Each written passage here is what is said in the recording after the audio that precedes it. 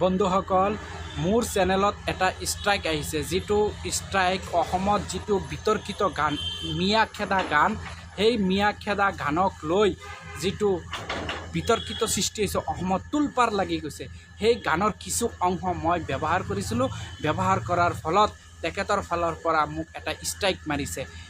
মাৰিছে কাৰণ তেখেতৰ গানটো মই ব্যৱহাৰ কৰিছোঁ ঠিকই আছে দাদা আপোনালোকৰ ৰাইট আছে আপোনাৰ ষ্ট্ৰাইক মাৰিবলৈ আপোনালোকে ষ্ট্ৰাইকটো মাৰিছে কিন্তু আপোনালোকৰ ওচৰত মই ক্ষমা প্ৰাৰ্থী যেহেতু আপোনালোক ষ্ট্ৰাইকটো মাৰিছে আপোনালোকে ষ্ট্ৰাইকটো তুলি লওক উঠাই লওক মই আপোনালোকক এটা বিনম্ৰ ৰিকুৱেষ্ট কৰিছোঁ যে আপোনালোকৰ ফালৰ পৰা এই ষ্ট্ৰাইকটো উঠাই লওক কাৰণ এইটো মোৰ ভুল হৈছে কাৰণ আপোনালোকৰ ৰাইট আছে আপোনালোকে ষ্ট্ৰাইকটো মাৰিবলৈ মাৰিছে